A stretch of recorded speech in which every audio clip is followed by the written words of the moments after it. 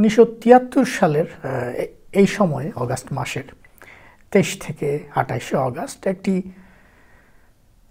বেশ বড়সড় ঘটনা ঘটে সুইডেনের স্টকহোমে। আলোড়ন তৈরি করা ঘটনাটি হচ্ছে এরকম: এক পলাতক আসামি সুইডেনের স্টকহোমের একটি সবচেয়ে বড় তখনকার বড় ব্যাংকে গিয়ে ব্যাংকে ডাকাতি করতে যায় এবং সে ব্যাংকের 4 জন কর্মকর্তাকে বন্দি করে বা পণ দাবি করে তাদেরকে আটকে ফেলে এবং একটি ভল্টে ব্যাংকের একটি ভল্টে আটকে সরকারের কাছে কিছু দাবি দেওয়া করে। তার দাবির মধ্যে ছিল যে তাকে একটি গাড়ি দিতে হবে এবং টাকা পয়সা, এবং তার এক বন্ধু আছে যে তখনকার সময়ে জেলখানায় বন্দি ছিল। তো তার দাবি ছিল সেই বন্ধুকেও তার সাথে জয়েন করার জন্য ছেড়ে দিতে হবে জেলখানা থেকে। তো পুলিশ তার সবগুলো দাবি এক পর্যায়ে মেনে নিয়েছিল, কিন্তু যেই আশ্চর্য ঘটনাটি ঘটেছিল সেটি হচ্ছে যে যেই 4 কর্মকর্তা বন্দি অবস্থায় ছিলেন, বন্দি অবস্থায় ছিলেন এই লোকটির আন্ডারে, এই 4 জন ব্যাংক কর্মকর্তা পরবর্তীতে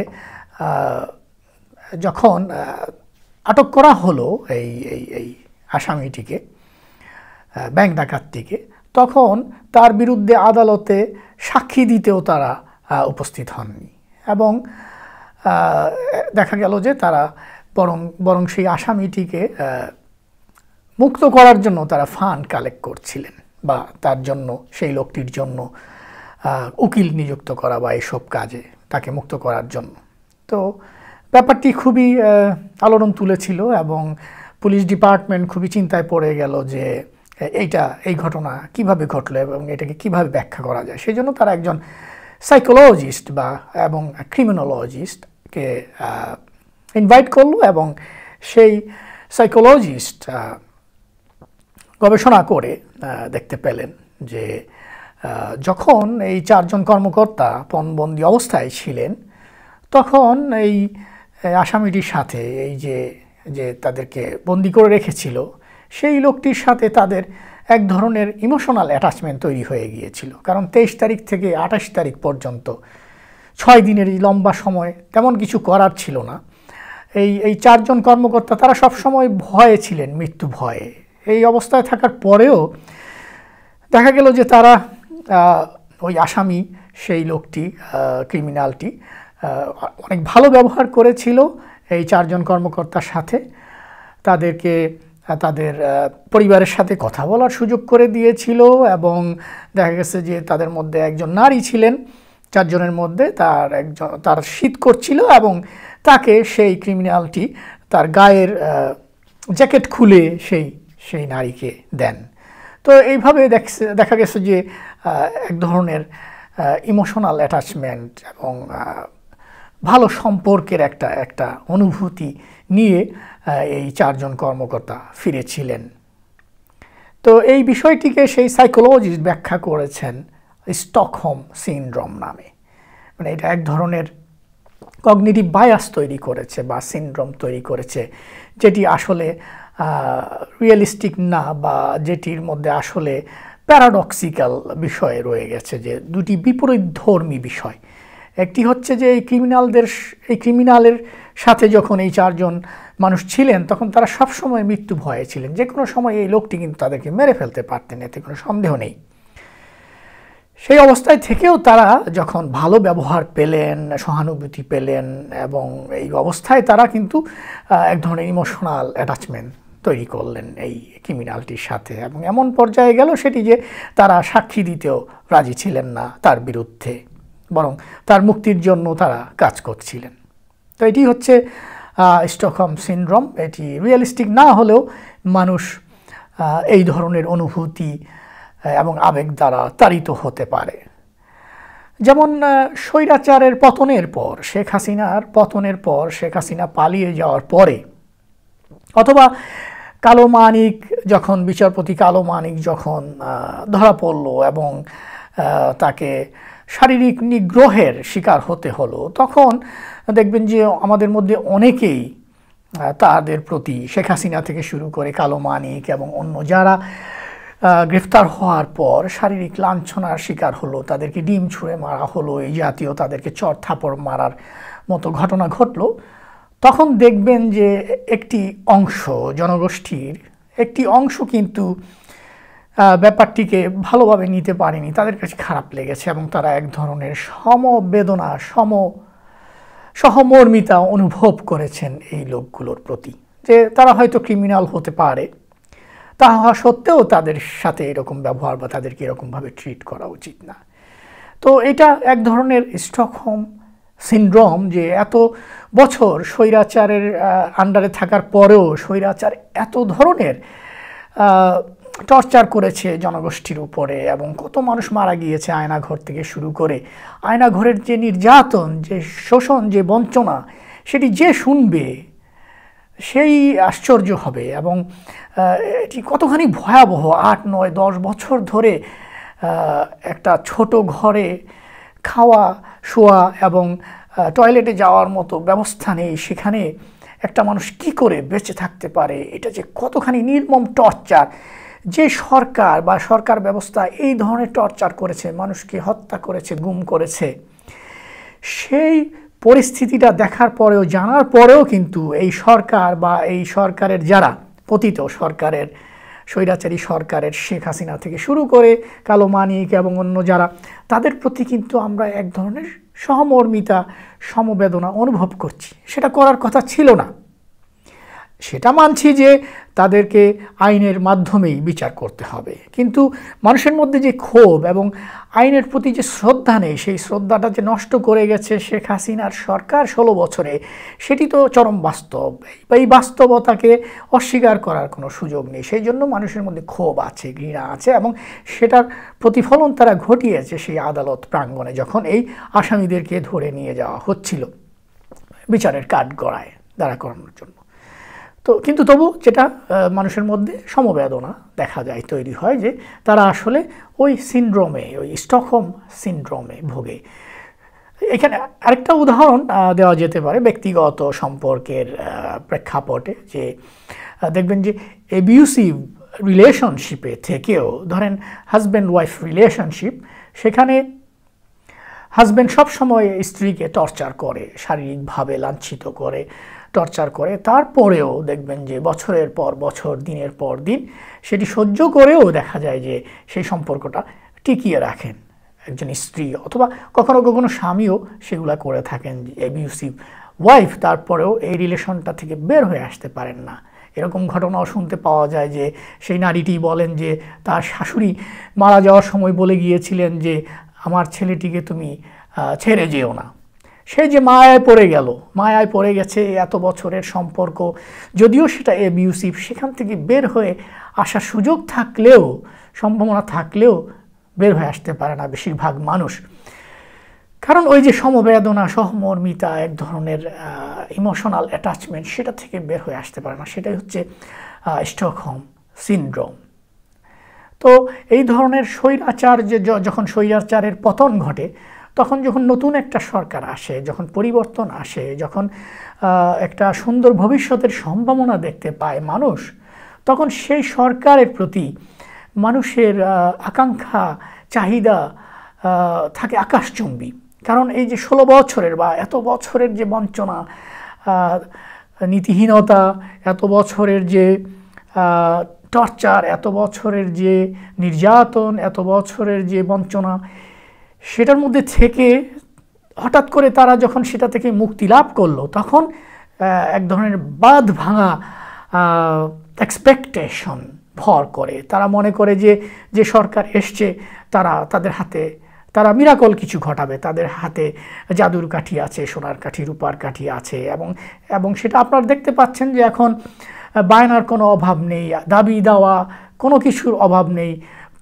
সকলে এসে এখন, যত গ্রুপ আছে, যত ধরনের গোষ্ঠী আছে, সরকারি বেসরকারি, সবাই এসে এখন এই সরকারের কাছে দাবি দেওয়া নিয়ে পড়ছে, দাবি দেওয়া নিয়ে এসছে।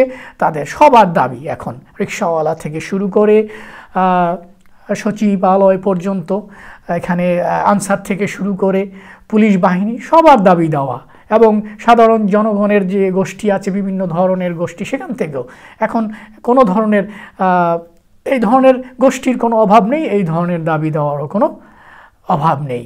তো এই ধরনের সরকার যখন থাকে, সেই সরকারের পক্ষে খুব বেশি দিন গ্রহণযোগ্যতা বা জনপ্রিয়তা বজায় রাখা, টিকিয়ে রাখা সম্ভব হয় না, কারণ এই আকাশচুম্বী এক্সপেকটেশনের কারণে।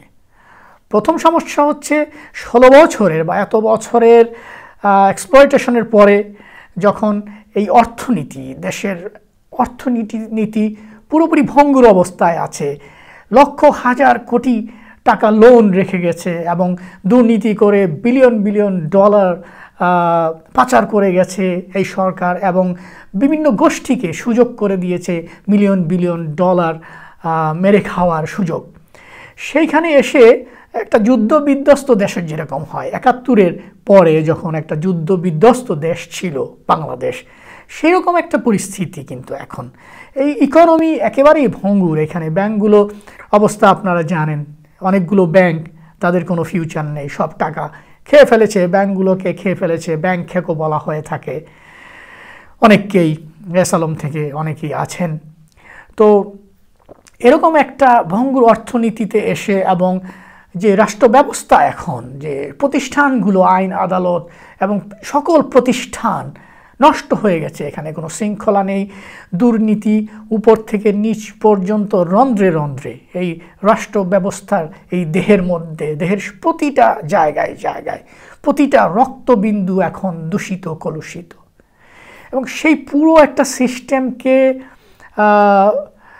লাইনে আনার জন্য, যে লাইনচ্যুত হয়ে গেছে সেটাকে লাইনে আনার জন্য যে সময়, সুযোগ এবং রিসোর্স, অর্থনৈতিক এবং মানব সম্পদ সব কিছু মিলিয়ে যে রিসোর্স দরকার, সেই রিসোর্সটা কোত্থেকে আসবে? সেটা তো মোবিলাইজ করা সম্ভব না 1 মাসে, 6 মাসে, 1 বছরেও হয়তো সম্ভব না।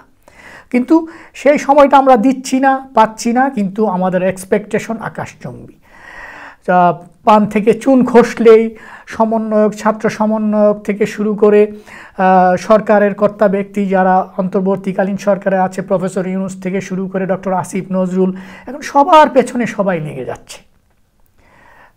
অনলাইন ব্লগার থেকে শুরু করে সাধারণ জনগণ, যাদের এখন সুযোগ হয়েছে 16 বছর পরে, ব্যাপক স্বাধীনতা এসেছে, মত প্রকাশের ব্যাপক স্বাধীনতা তৈরি হয়েছে, এখন সবাই কিছু না কিছু কমেন্ট করছে, সবাই কিছু না কিছু সমালোচনা করার চেষ্টা করছে। কাজ করার মতো সুযোগ এবং সেই সম্ভাবনা হয়তো তৈরি হচ্ছে না এই অন্তর্বর্তীকালীন সরকারের জন্য। তো এভাবে এরকম একটা পরিস্থিতিতে এই অন্তর্বর্তীকালীন সরকার দায়িত্ব গ্রহণ করে আসলে এক ধরনের দয়া করেছে এই জাতির উপরে, কিন্তু সেই দয়াটা আমরা আসলে উপলব্ধি করতে পারছি না। আমরা শুধু দোষ ধরছি, দোষ দেখে যাচ্ছি, কারণ এখনও আমরা হয়তো ওই সমবেদনা পোষণ করছি এই পতিত স্বৈরাচারের প্রতি। এক ধরনের ইমোশনাল অ্যাটাচমেন্ট আমাদের তৈরি হয়ে গিয়েছিল। এই জন্য কেউ কেউ এখন বলা শুরু করেছেন যে সেই সরকারই তো ভালো ছিল, হাসিনা সরকারই ভালো ছিল, এই ধরনের কথা কেউ কেউ বলছেন। কতটা সিরিয়াসলি বলছেন সেটা সামনে বোঝা যাবে।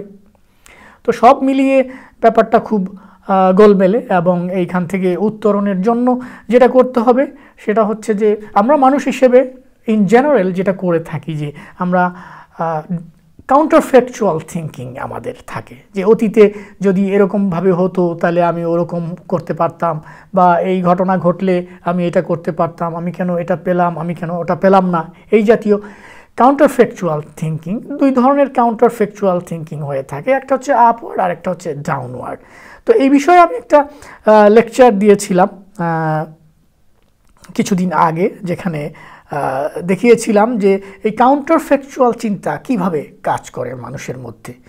তো সেটি দেখাতে গিয়ে আমি একটা এক্সাম্পল দিয়েছিলাম 2016 সালে সামার অলিম্পিকের ঘটনা থেকে, যে সেখানে সাইক্লিং রেস বিজয়ী 3 জন, ফার্স্ট, সেকেন্ড, থার্ড যে হয়েছিলেন, তাদের কী ধরনের কাউন্টার ফ্যাকচুয়াল চিন্তা হয়েছিল এবং ওভারঅল আমাদের মানুষের মধ্যে এই বিষয়টা কিভাবে কাজ করে সেটা বোঝানোর জন্য আমি এই উদাহরণটা দিয়েছিলাম। একটু যদি রিভিউ করি এখানে তাহলে দেখতে পাবেন। তো আর যে থার্ড হয়েছে সে ভাবছে যে যা পেয়েছি সেটাই শুকর। তো যে প্রথম হয়েছে মাঝখানে যেই নারীটিকে দেখতে পাচ্ছেন সে খুবই স্ফীত হাসি, সে আসলেই খুশি। পরে দেখেন যে থার্ড হয়েছে সে তার হাসি আরও বেশি বিস্তৃত এবং সে আসলেই বেশি খুশি হয়েছে। কিন্তু যে সেকেন্ড হয়েছে তার মুখাবয়ব এবং তার হাসির পরিমাণ দেখলে আপনি বুঝতে পারবেন যে আসলে সে তেমন একটা খুশি হতে পারেনি। তো তাদের মধ্যে এই যে থার্ড হয়েছে এবং সেকেন্ড হয়েছে, ফার্স্টের তো আর তার উপরে কোনো পদ নেই বা পদক নেই যে তার পক্ষে অন্য কোনো চিন্তা করা সম্ভব। তো সেটা বাদ রেখে সেকেন্ড এবং থার্ডের যে কাউন্টার ফ্যাকচুয়াল চিন্তা সেটার মধ্যে একটা কম্প্যারিজন, সেটা হচ্ছে যে সেকেন্ড হয়েছে সে ভাবছে যে ইস আরেকটু জোরে যদি আমি সাইক্লিং করতাম তাহলে তো ফার্স্ট হয়ে গেছিলাম, অথবা আরও বেশি করে যদি আমি প্রশিক্ষণ নিতাম, তার হয়তো প্রশিক্ষণে লিমিটেশন ছিল, আরও সময় নিয়ে আরও বেশি সময় নিয়ে প্রশিক্ষণ নিলে সে হয়তো ফার্স্ট হয়ে যেত। তো এই ধরনের কাউন্টার ফ্যাকচুয়াল অবাস্তব চিন্তা যেটা আসলে অতীতে সম্ভব হয়নি করা, সেটা নিয়ে ভাবছে যে আমি ফার্স্ট হয়ে যেতে পারতাম তাহলে। এখন যে থার্ড হয়েছে সে ভাবছে কি, সে ভাবছে যে সে খুশি, অনেক খুশি। কী জন্যে? সে আরেকটু হলে তো সে ফোর্থ হয়ে যেত, ফোর্থ হলে তো আর কোনো প্লেস নেই আসলে, সে তো এই জয়ী হওয়ার এটা থেকে আউট হয়ে যেত। সেজন্য সে ভাবছে যে আরেকটু হলে তো আমি এই খেলা থেকে আউট হয়ে যাচ্ছিলাম পদক পাওয়া থেকে, তাহলে যা পেয়েছি তাই তো অনেক। তো এটা হচ্ছে গেইন ওরিয়েন্টেড বা যেটাকে ডাউনওয়ার্ড কাউন্টার ফ্যাকচুয়াল চিন্তা বলে, যে নিচের দিকে তাকানো, যে যদি ওইটা এর চেয়েও খারাপ হইতে পারতো, তখন এক ধরনের আনন্দ সুখ অর্জন করে মানুষ। আর যখন মানুষ উপরের দিকে ভাবে, অন্যের কি আছে সেটা দেখে বেশি, যেমন ফার্স্ট হতে পারলাম না কেন, সেটা যে সেকেন্ড হয়েছে তার যে কাউন্টার ফ্যাকচুয়াল চিন্তা সেটা হচ্ছে আপওয়ার্ড, সেটা হচ্ছে লস ওরিয়েন্টেড, সে ভাবছে আমার লস হয়ে গেল। আর যে থার্ড হয়েছে সে ভাবছে যে আমার গেইন হয়েছে। তো আমরা এইভাবেই মানুষরা চিন্তা করে থাকি, যে কারণে বেশিরভাগ সময় কিন্তু আমরা যেটা হলো যে আপওয়ার্ড চিন্তা করে থাকি। এখানে আমি লেকচারে দেখিয়েছিলাম এটা একটা ক্যাপাসিটি মানুষের, পজিটিভ ক্যাপাসিটি, যে আল্লাহ নবীকে এই ধরনের কাউন্টার ফ্যাকচুয়াল চিন্তা করতে বলছেন, যেটা ডাউনওয়ার্ড। যেমন সূরা আল ইনশিরা আল্লাহ বলেছেন, নবীকে স্মরণ করিয়ে দিচ্ছেন যে হে নবী, আমি তোমাকে অনেক কিছু দিয়েছি, যেমন তোমার বক্ষ প্রশস্ত করে দিয়েছি, যে ভার তোমার উপর চেপে বসেছিল তা আমি লাঘব করে দিয়েছি, এবং তোমার মর্যাদা আমি সবার মধ্যে সমুন্নত করেছি। সুতরাং কষ্টের সাথেই রয়েছে সুখ বা স্বস্তি, নিশ্চয়ই কষ্টের সাথেই রয়েছে সুখ বা স্বস্তি। তো এটা খুব ব্যাপকভাবে বিশ্লেষণ করার চেষ্টা করেছি যে কাউন্টার ফ্যাকচুয়াল যেটা নিম্নমুখী চিন্তা, যেটা হচ্ছে গেইন ওরিয়েন্টেড, সেই চিন্তা করলে মানুষ সুখী হতে পারে, মানুষ এই বঞ্চনার চিন্তা থেকে, বঞ্চনার অনুভূতি থেকে বেঁচে থাকতে পারে। কারণ একজন মানুষের জীবনে আসলে অর্জন অনেক, প্রাপ্তি অনেক, সেটা যদি আল্লাহর তরফ থেকে কি পেয়েছে এই জীবনে মানুষ চিন্তা করে, যদি সেই লস ওরিয়েন্টেশন থেকে বের হয়ে আসতে পারে, তাহলে তখন মানুষ সেই সুখ বা স্বস্তি পেতে পারে। এমনকি সেটা কষ্টের সাথেও থাকতে পারে। একটা মানুষের কষ্ট থাকার পরেও তার অনেক ধরনের স্বস্তির জিনিস থাকে।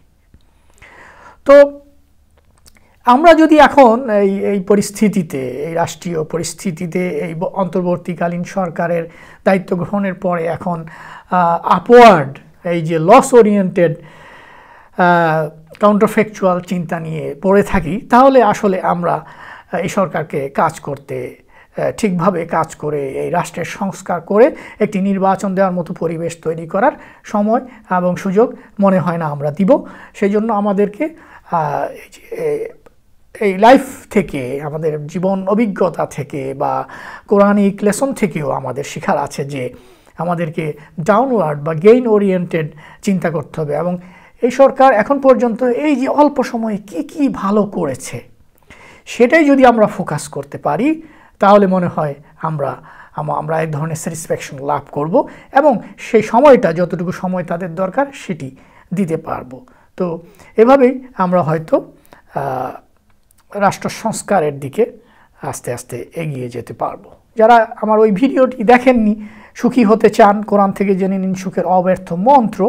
আল্লাহ সবচেয়ে বড় মনোবিজ্ঞানী, এই যে খুব গভীর বিশ্লেষণ এবং ব্যাপক বিশ্লেষণ করার চেষ্টা করেছি রিয়েল লাইফ এক্সাম্পল থেকে, ব্যক্তিগত লস এবং গেইন ওরিয়েন্টেশন থেকে কোরআনের সাথে রিলেট করে, এবং আল্লাহ যে কত বড় মনোবিজ্ঞানী সেই বিষয়টা দেখানোর চেষ্টা করেছি এই আয়াতের ব্যাখ্যা বিশ্লেষণ করে।